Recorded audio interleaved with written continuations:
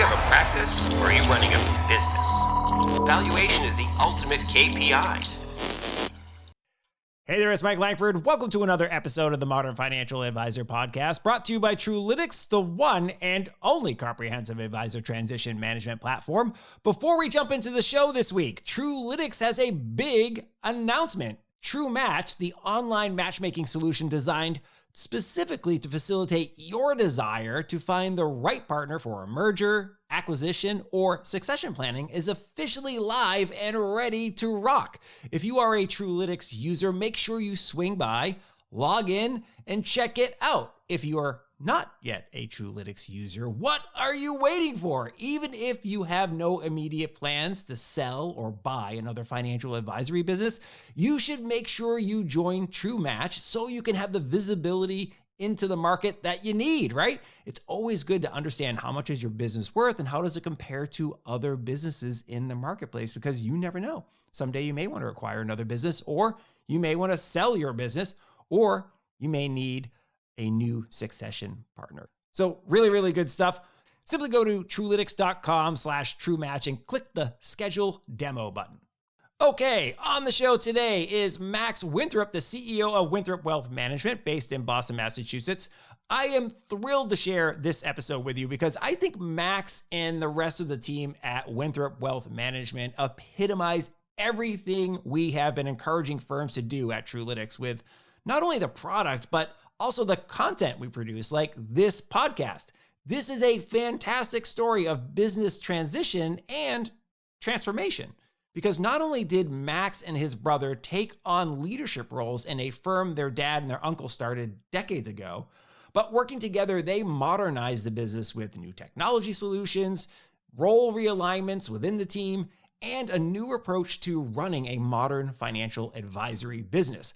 Make sure you have a notepad or your notes app open for this one because it's really good stuff. Okay, are you ready? Let's get to it with Max Winthrop. Max, buddy, so great to have you on the show. I've been really looking forward to having you on the show for quite some time. We had a fantastic prep call. So welcome to the Modern Financial Advisor Podcast. Thank you, Mike. Pleasure to be here. You know, what? Two things to kick this off so people can kind of get an appreciation for it. Number one, you are like in my old stomping grounds, right downtown Boston, where I got my career started. I used to work for Pioneer Group Mutual Funds, which is right at 60 State Street. So I know exactly the area of the city you're in and kind of the neighborhood you're walking in. So, hit some of the local food joints for me. I'll give you my list of favorite lunch places. Absolutely will do. It's a little bit different now that we're dealing with a pandemic. Yeah. I've never seen State Street. So we're right on State Street on the main financial drag. Yeah. And there are a bunch of high-rise buildings around us that are completely empty. So that's amazing. A little sad, a little bit scary, but it seems like people are still able to work remotely, which is great. We're actually about 90% remote at this point. Yeah. Wow. And look, I mean, a lot of us were working remote. I mean, I'm permanently remote, but like a lot of people have been working remote, at least partially, for years. So the good thing is, especially in our space, there is a reasonable amount of comfort with it, right? It wasn't something that was 100% new. I think being remote and having the whole family home was new for a lot of people. That really kind of threw them a curveball. The other thing I wanted, you and I were just going through some technical issues, kind of getting things up and running. And what was neat for me during that experience, that I started thinking of it as you were tinkering around with all your tech, trying to get things. And by the way, you're a hero. You like went through all the motions to try to make this work.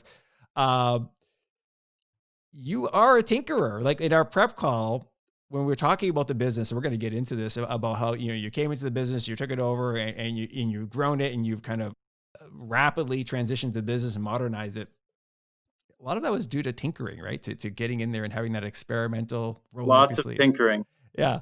So I'm really excited about this. You proved the point live for me while we're doing this. It's really kind of neat. Well, why don't we start things off with a little bit of a history of Winthrop Wealth Management for those folks who don't know, because Terry Mullen connected the two of us and he said, you guys really should chat because Max has a really interesting story there with Winthrop in terms of like coming in, being the second generation leadership, and really transforming the company from what you think of as a traditional wealth management shop to what it is today. It's much more tech focused and so forth. So maybe you can give everybody a little bit of background about the company. Sure. So father and uncle started as advisors in the early 80s. So they've been at it. When you look at our years of experience, and I know some firms report, we have 200 years of collective experience. I don't like that measure. Yeah. I think it inflates things. It misconstrues. Mm. It's abstruse. It's difficult to understand. But they have both 35 years plus of individual experience as advisors. So they originally started as CPAs. Okay. One with my father with one of the, at the time, big 8 firms. Now there are 4. They have consolidated, another industry that's consolidated. And my uncle started with the Internal Revenue Service, investigating tax shelters and schemes that we really saw sort of late 80s into the 90s. There were a lot of tax credit deals. So they worked on a lot of that stuff. And what they started to see is that the accountants were shown these investment deals. A lot of these deals ended up blowing up, but the numbers worked out, right? So the accountants were really focused on evaluating the numbers. Does that make sense? But they weren't necessarily in a position to understand the underlying fundamentals of where the money was going, what it was getting invested in. And so they saw enough of this and they said, well, we'd like to learn that business and make sure that going forward, clients have the ability to earn money over time, to grow and preserve and grow their net worth, and not have an event where they lose their principal. So number one in our business is sort of a foundation of risk that came from that. Their experience in that world, being CPAs, made them come into this business with a mindset where capital preservation was so important. And they also started out of the gate in the early 80s with an advisory practice. They operated independently. They had some shared resources, but this was a time where most advisors were operating in a brokerage capacity. It was commission based. There are lots of movies made around, these huge commission deals, selling stocks that weren't actually real companies. And so they started in an advisory capacity, which means that they charged a fee based on the assets that they managed. And one thing that I think is important to understand there is without assets, you don't get paid. So it takes quite a bit of ramp time to get to a point of critical mass where you can actually make a real living from being an advisory, from having advisory business. It's really interesting. I love the fact that a foundation of the company is kind of one of those tried and true things, like first, don't lose money, right? So it's like protect the client's assets, right? And it kind of, goes to in that no dir category of things, like don't lose the client's money. But it's one of those things where if you can show a client, hey, listen, we minimize those valleys for you, right? The markets are going to go up and down. Not every investment is going to be a winner. However, we're going to strive to not lose your money. It creates a sense of trust, right? You also attract a certain type of clientele, I imagine, that is values that, right? That they're not necessarily looking to swing for the fences with every deal and so forth. And so you get a more stable clientele, I would imagine. Yeah, absolutely. So it's a good point you make, Mike.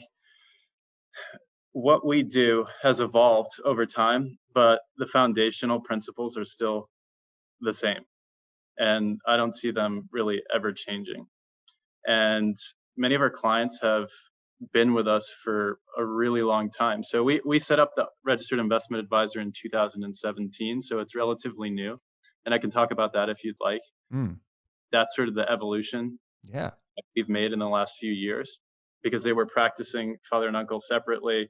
They had their own books of business. I alluded to having some shared resources, but that was about it. And what we saw in the industry is there were some forces of change at play. And the investment management, asset management, wealth management world hadn't really been disrupted. And now, if you look at what's happening, it's being disrupted Mm. in a really large way. And so when I came in, my brother and I, so my brother started about a year before I did. I was working another job for Sun Life of Canada, worked on the investment side doing private placements, but eventually knew I wanted to get into the family business. We saw an opportunity to consolidate and create scale, to bring my father and my uncle together under a partnership structure, create the registered investment advisor, and take that next step towards independence. So that's the evolution that we've gone through. But again, those foundational principles are the same. We did some rebranding recently, and really our tagline is "with you for life," and that's based on trust at the most fundamental level. So we seek to be with our clients on their journey through life, the different stages of life, financially, yes, but also all the other intricate aspects of what you deal with as you go through these life stages.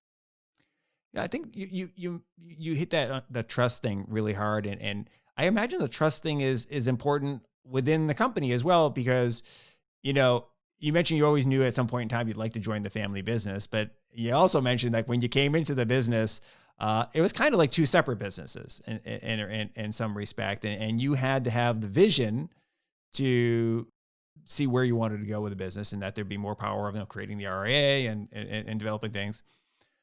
But you also had to earn the trust of your father and your uncle, and kind of how did that go? I'm fascinated by this. This actually is an area where I kind of geek out on, because second generation businesses, it's not always as easy as people think it is. I think sometimes people look at the second generation and they go, oh, this guy had a silver spoon, right? You know, mom or dad or whoever built the business, and here they come and they've got an easy ramp up. But it didn't. You came in with vision, and you've actually transformed this business, right? Or you led the transformation of this business. How did you gain the trust of your uncle and your dad, and get them to like believe in you that you could do this? That's a great question. Not an easy path. Yeah. Absolutely not. And I knew from the outset that it wouldn't be an easy path, but any path that's really easy, I don't think is worth it. Yeah. So what I didn't know was some of the challenges that we'd run into along the way. I had an idea that we'd run into challenges, but you never know exactly what they're going to look like. And that's where that tinkering Mm. really comes into play. That being said, I think the most challenging thing out of the gate was pursuing setting up the registered investment advisor, because that's a complete change in business structure. Mm. So they had existing books of business that we needed to combine. The clients needed to sign completely new paperwork. There was a lot of legal work that needed to be done, the formation of the entities, and then moving the assets over to the new registered investment advisor. So there's all of this underlying work that was incredibly important, and we needed to make sure that we ran a really smooth and seamless transition from the client standpoint. We had to communicate with the clients, what's the story here? Why am I signing over to a new RIA? What's happening? So the messaging was really important, but getting my dad and uncle on board, and I worked with my brother really closely to make sure that we could affect this in the best way possible. To really get my dad and uncle to understand that they thought risk was up here. Maybe we risk losing clients. Maybe we risk, a change that we didn't anticipate, and it's going to be difficult to recover from that. We have to take on a lot of things that we didn't have to before. Compliance and supervision, we own that now. Trade order management, like we're starting to inherit these responsibilities that we didn't necessarily have before. We could rely on the RIA at the time. We could lean on them for a lot of this. So the way we really convinced them was, let's do it one step at a time, and let's begin setting up this structure. Let's begin communicating with our clients about what our intentions are. So we had lead time. And Mm. if at any point in time we felt like the risk was unmanageable, then we could cut our losses, and whatever we had done would be a sunk cost. So we took these steps, one step at a time. We met with our RIA at the time, our custodian. We met with service providers to really line up and create a roadmap of implementation and what it would look like. And then we began to explore what resources were required. And that's when we ended up hiring a number of folks to help support the transition. I when you told me this in our prep call, I was really, really impressed with that was the first thing that came when I said, "How did you do all this?" And you're like, "Well, it was progressive. It was a one step at a time approach versus, hey, we're just going to come in and flip this thing and going to transform it." And you said from a psychological perspective too, it was easier for people to internally, like the clients, are one thing, but like internally to get, oh, okay, we'll do this RIA thing. We'll switch there. Okay, oh, we'll do this next thing, and versus it's like we're going to radically just shake everything up. I like that you said there that you started with communicating with the clients early before you even made the decision. It sounds like that was really important. And I think I could appreciate that. If my relationship with my financial institution was about to change somewhat dramatically, I mean, probably from a service level to me, not going to change too much, but it's going to be a big change, right? Paperwork might look different. The statement might look a little different, whatever. I would appreciate letting me know it's coming versus just one day going, hey, by the way, I got a whole bunch of documents for you to sign. Bang. Life working with Winthrop is different. Right. Yeah. And they are the biggest stakeholder at the Yeah. end of the day.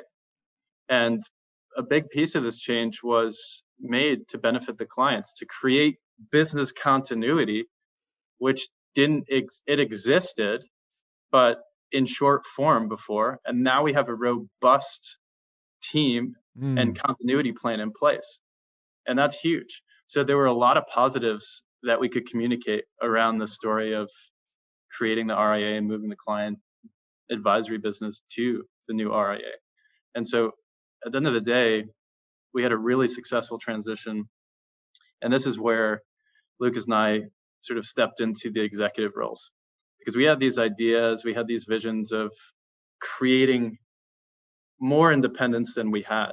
And this is a really interesting thing to contemplate. So, and for some advisors, this works really well. So by no means am I discounting the value of being under a corporate RIA. So the LPL Financials of the world, Raymond James, Commonwealth Financial, they have a corporate RIA structure with thousands of advisors that can leverage their services. So for us, we were sort of a misfit because we were a lot larger than the average firm. And so our vision was really to internalize everything, create our own entity, and be able to create a structure that was flexible and scalable at the same time, having resources in-house that we didn't before. So our high net worth consulting team, which is composed of the head of our financial planning, the head of our advanced planning, portfolio management, that all lives in-house now. And that was sort of our grand vision, to create this departmental structure, albeit we're still a small company. Now we have 22 people either employed or affiliated with us. So that's still small, but we've created structure around roles and responsibilities, and we've hired in experts to those roles. And by doing that, we can now leverage this expertise, this sort of pod structure, and consult on client cases in a way that we could never do before. If you look at the typical advisor, and this is something that's really interesting to me, because the typical RIA is actually quite small. And the lead advisor is generally the CEO, the chief investment officer, the chief compliance officer, and wears many different hats. So what happens is you get to a certain asset level, or client level, I should say, and you're capped out on growth. You're done because you don't have the capacity anymore. there are too many things that you have to be responsible for on a daily basis. And for most advisors, what we find, I've had conversations with hundreds of advisors, is they got into the business because they really love working with clients. And once you start distracting them with, oh, you have to do this compliance stuff.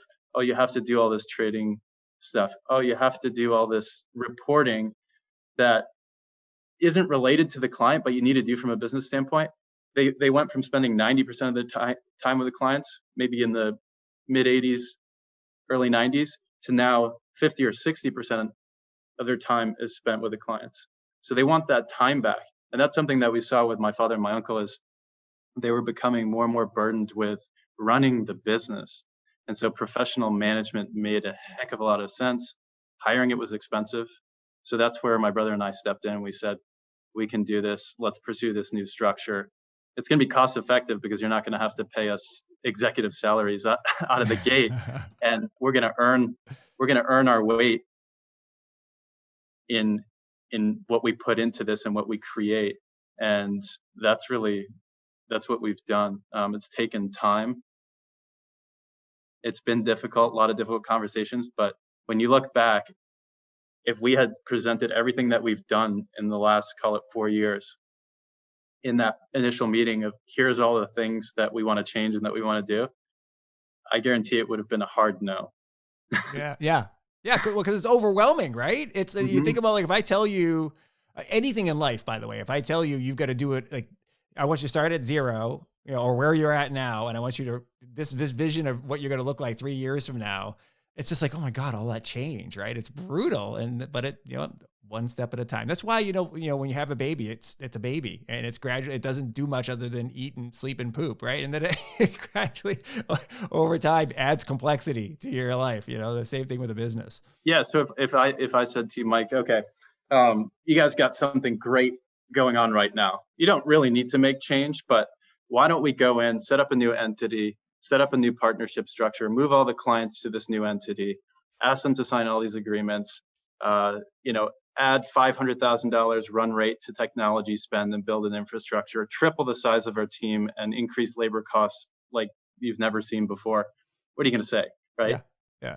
Like, why? Well, like, life's good right now. Insane. Yeah. That sounds insane. But we started with, if we want to act in the best interests of our clients, give you more time back as advisors to be able to focus on client relationships, because they were essentially capped out on growth too.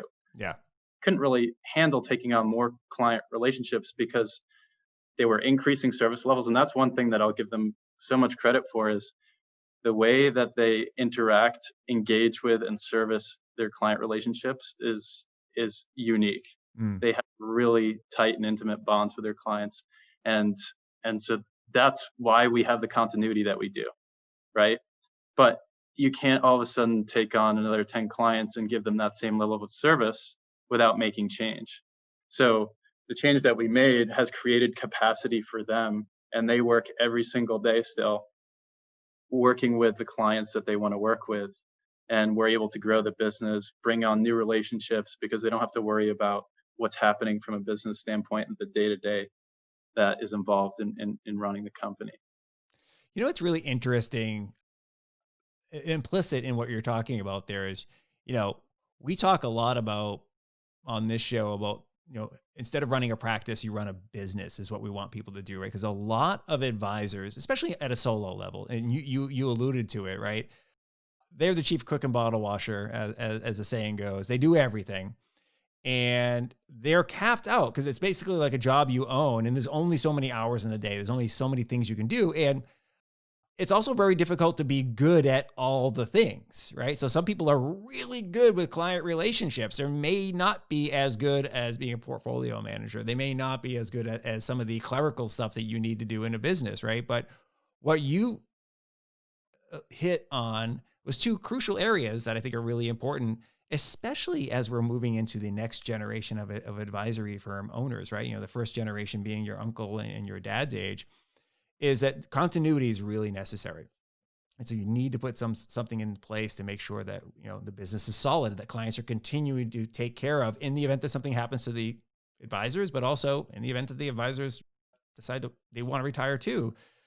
And then you also mentioned scale. And I think that's so, so important, right? You hit a wall. We all do. Like, there's only so many hours in a day. And if managing a new client means I've got to add another 5 hours to the week or whatever it is, how much more money is it really? I'm good, right? Yeah, I'm 50, 55, 60, 65. And is it really worth it for me to do that, right? Yeah.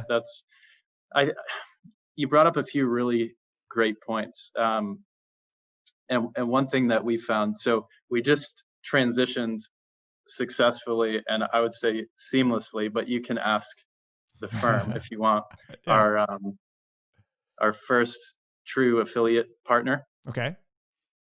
About 150 million in assets, some really great client relationships, very talented planner at the helm that didn't necessarily have that capacity that he wanted.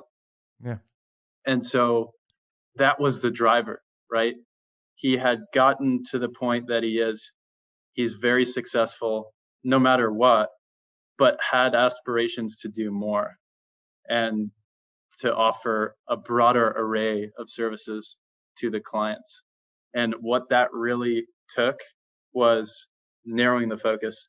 And something that you said resonated with me, which is chief cook and bottle washer, is if you're cooking and you're a great cook and you're also washing the dishes at the same time so that you can serve the next customer, how deep can you really go in your culinary art and become the best chef you possibly can? Let's say that's your natural talent and that's what you want to be doing.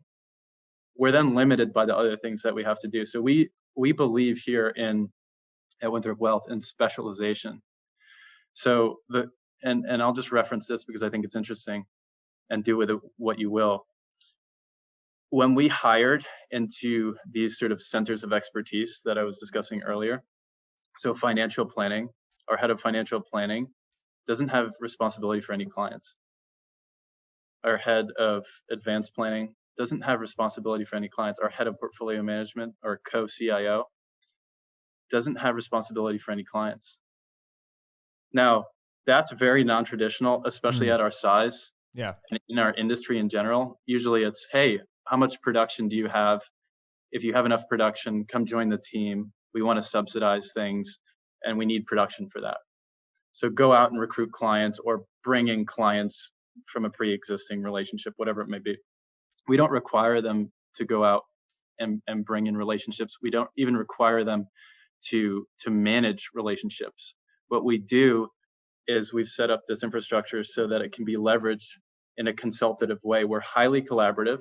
So Mike, let's say that you're a new client and you're coming on board and I am your relationship manager in this case.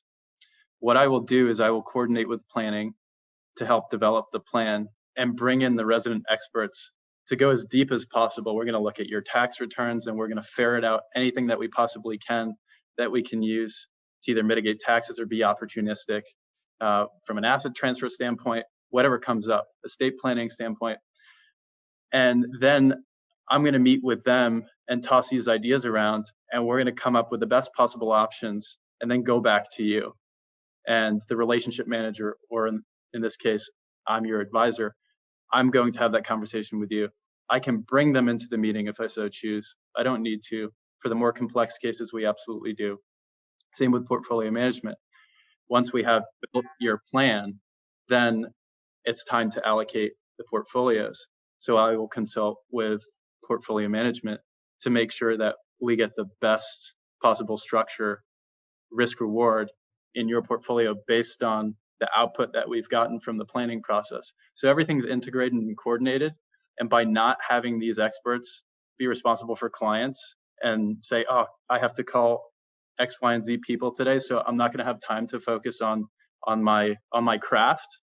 We allow them to go deeper. We allow them to continue to learn on a daily basis, and it works really well. It's very scalable as well. So case style approach, if you think about it that way. I love it. And you know what's interesting is that we see this in other businesses, right? So to your point, you said it's fairly unique to our business and specifically to a firm of your size. but it's not unique to business, the way that you decided to handle things, right? If you went to a design build shop for websites, if you wanted somebody to go build your website for you, right? And it's going to be fairly complex. They'll have somebody there who's the graphic designer who will do like kind of the visual elements of it. They will have somebody who's the back end coder, and they'll usually have somebody who's a front end coder. And then they might actually have somebody on the team who's their whole job is writing content. And they might have another creative who does video and audio work or what have you. There's not this expectation. And I think maybe the industry I think it's just because of the way the industry evolved.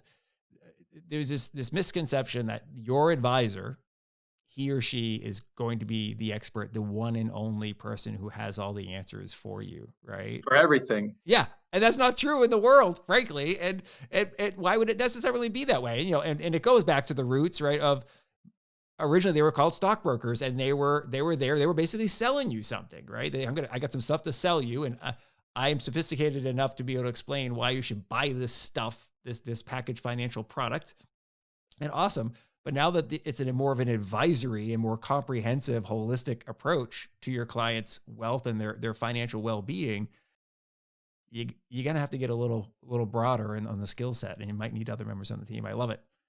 And that's how you compete in today's world with the disruption that's happening, is you deepen the level of service and also the expertise that you're able to offer to the clients. Yeah. So if you can offer more, if you can go deeper and uncover things in our clients' personal financial situations and really help guide them to make the best possible decisions, then you're not going to be disrupted. Because one, the relationship's really important. And our industry is interesting because we've met with prospective clients who maybe are considering a move, but they've had an advisor that they've trusted for 20, 25 years. And that trust is really like the foundation of everything. Whether they're getting, good results or not, sometimes that seems to be a secondary concern. That sort of baffled me out of the gate. It really did. Yeah. Because we could look at the portfolios and say, what is happening here? This doesn't really make sense. But they put their faith in the individual. So one, that tells us that relationships are critical. They're really important. But if you can have the relationship and then create a ton of value, then it's a huge win. Yeah. Right? So that's what we aspire to do, is bring as much value as we can to the table every single day, make sure our clients are happy, and have an open line of communication where nothing's too big or small to ask. There's no ask that's too big or too small. I love it.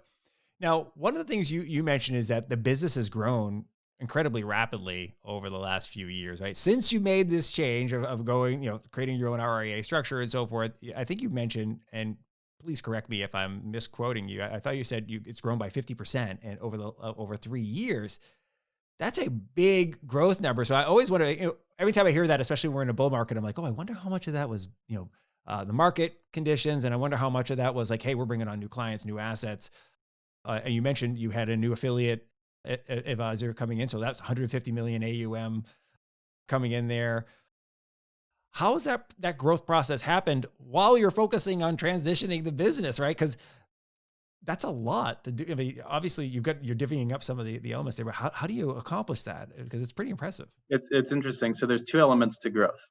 One, organic, which is the best type of growth. Client referrals are number one for us, because if, Mike, we've been working with you for 10, 15 years and you're really happy and we're doing a great job for you, and you refer somebody to us, maybe a close relative or a friend or a business partner, whatever it may be, immediately out of the gate, there's a fundamental level of trust that's just there, because they really like you, Mike, and they trust your judgment, and they've made the referral. And thus, that is the best type of organic growth that we can possibly have. Right. So that never really stopped when we were going through the transition. We didn't take on any type of inorganic M&A type of assets. This affiliation is an example of an inorganic asset acquisition or transition.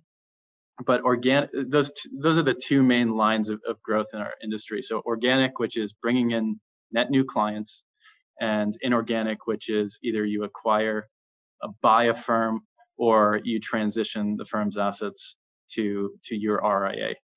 So yes, we've grown. That number's fairly accurate since we set up the RIA.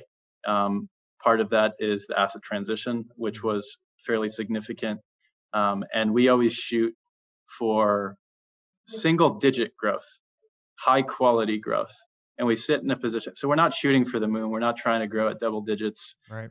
Because we feel that single-digit growth is really manageable. And we control that by being really selective in the new client relationships that we take on. So do our values and philosophies align? That's the most important thing that we can really get to know out of the gate. If they don't, then we're never going to have a productive working relationship. A wealth management relationship in its best form is collaborative. So it means that the client is willing and able to work with us to go through ideas and options. And when we need certain information, that we're able to receive that information. And then we go to work and do what we need to do. But there needs to be that open line of communication and transparency in order for it to be the most effective relationship possible, in order for us to deliver the maximum amount of value that we possibly can. And so in an initial client meeting, we will always say, is there value on both ends of the spectrum? So we're charging, call it 1%. We don't charge our clients more than 1%. And that's sort of a hard line rule. Mm-hmm. Are we able to deliver value that exceeds our fee to that client? If we're not, then most likely we won't pursue the relationship. Right. So again, being selective and choosing the right clients is just as important as the clients finding us to be the right partner for them, the right advisor for them. That makes a lot of sense. Yeah, and I think I think on the surface, a lot of people say that. A lot of advisors, talk about their commitment to the client and so forth. But it from what we've talked about here and in our previous conversation, it's clear that you've actually gone through to make sure that this is systematized, and then also in your company culture, right? Because it's not it's not just solo advisors doing their thing and so forth. You're like really trying to structure this thing for the long term and make sure that it's a stable and growing business that outlives the founders and outlives hopefully your generation into the next generation as well. Getting to the team, this we could probably close it out here because I know we're reaching the end of our time, but I'm really fascinated by this. I always like to look at the team page anytime you go to a company's website, like, oh, who's on the team? What does a team look like? And so number one, very diverse team, which is fantastic in terms of age, gender, and species, by the way. Shout out to Mr. Nils, your chief happiness officer. I love that as a parent of a dog. I love the fact Get a lot of comments. Mr. Nils is very popular. I'll bet. It's fantastic. It's interesting because it softens the whole idea of being a financial firm. Yeah. Finance is scary sometimes. Yeah. So having Mr. Nils, he actually comes into client meetings. That's great. If clients enjoy having a dog around, non-COVID times, yeah, he will participate. That's and fantastic. Be sort of emotional support. That's great. It kind of lowers your anxiety. You know what's really funny? I'm glad you brought that up, by the way. And I always talk about, listen, the financial conversations that an advisor has with a client, many times that's the first time that person is opening up about that, because it's a very emotional. You have to have a fantastic bedside manner, because it is very much like going to the doctor for many people. We're taught in our culture, don't talk about money. You don't right. talk about how much money you have or how much money you feel like you should have or whatever. You just don't talk about that in polite company, especially in the. I don't ask you how much you make, right? Yeah. As your friends. Very. How much did you make last year, Mike? Yeah, exactly. It's very awkward, isn't it?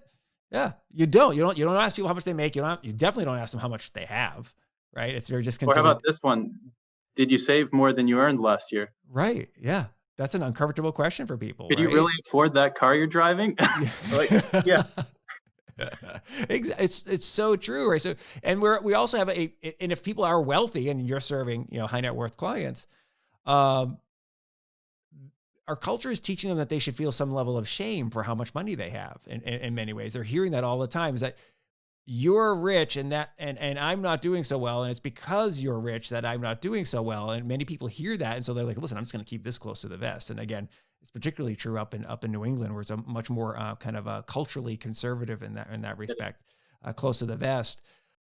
So I wanted to dive into the team a little bit, mainly from your leadership style perspective, because anybody who's accomplished what you've accomplished, and, congratulations to what you've done. And I'm sure there's gonna be a lot more success in the future, but you have to have some leadership principles that you follow that allow you to get people to buy in, to see you as the leader. And you're a young dude, right? And coming into a business that was established with some folks that were more senior. What are some of those leadership principles that you follow that you think maybe other team leaders can learn from? So this is a really interesting question, and there's probably a lot to unpack, more than we have time for today. But the way, and so I'm going to just make a reference to my brother Lucas, who's been tremendous in this regard, in really designing a plan for hiring and managing our talent. And that's really important, to just have a plan, have some direction. When do you hire? How do you hire? And what are your expectations? Do they have roles and responsibilities? And actually, our now Chief Technology Officer had recruiting experience way back when in his career, really successful in the recruiting industry. And he helped us build some principles around how do we evaluate performance. So one, in order to evaluate performance, you have to have certain job duties. And so you need to define what those are. And then give people ownership. That's the guiding principle. We will look at the business and what is needed from a sort of roles and responsibilities standpoint, define those, and then hire into that role, train somebody for that role if they need to be trained, and then give them ownership over running their day. So we're not about micromanaging at all. And I think that has really created a culture where we're independent thinkers and we can really grow our respective departments. Because once you give somebody that control and you give them that autonomy, they can do amazing things. And they're not sort of bound to a really, really inflexible structure of pushing widgets around and processing things. So that's been huge for us, is finding the right people that have the entrepreneurial spirit to think about how do we do things better. So number one in our culture is always question how we do things. The last thing we want to hear is that's how I've always done it. We hear that a lot, right? In our industry. A lot in this industry. And I'll make a reference to technology quickly, is, we installed a reporting system that is a heavy six figures per year. And that's not something that we take lightly. And I've seen many advisors implement a performance reporting system that they want to look very similar to the old system that they had to be able to deliver the same output. So why would you spend so much money unless you're getting more value out of a new system, right? And so it's challenging that whole principle of this is how we used to do things. So we're always looking to be more efficient in our day-to-day, and we focus on internal operations first and foremost. So if we can be as efficient as possible internally, the departments can challenge certain things about the way things are done and improve processes, then we can give everybody more time and we can focus on really high value activities to move the business forward. And so the infrastructure that we have today is a direct result of this culture of giving people direction, allowing them ownership over their roles, and really to grow within those roles, and bring solutions and options to the table that we can quickly adopt and integrate and implement as a small firm, which at a larger firm, maybe it's more bureaucratic and it takes months, years to get something implemented. We can act quickly. So we focus on ideas. We focus on changing the norm.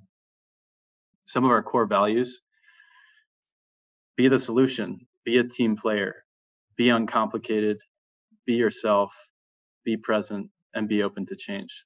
Those are the core values that really guide our team. We want to minimize complexity. We want people to be themselves, and we do a lot for our team. We have weekly breathing sessions. We used to have a Wait, massage hold on a therapist second. that What could is come in. a weekly breathing session? Tell me about that. I want to hear this. What is this? Yeah, so we have a breathing coach that Okay. does 30 minutes once a week with the team. They can opt in, opt out if they want. And it's meant to reset the system, allow people to be relaxed, blow off some steam. Okay. Yeah. And so we had a massage therapist that was coming in once a week, and people could sign up and they could get massages. Again, for a company our size, like, that doesn't really exist. Our benefits packages are really strong. We spent a lot of money there.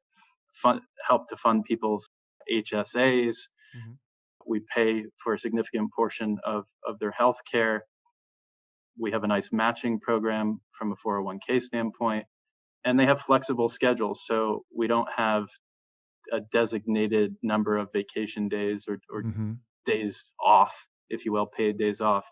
So we allow people to sort of come and go. And what we found is that that's how they're able to do their best work, if they can manage their own day.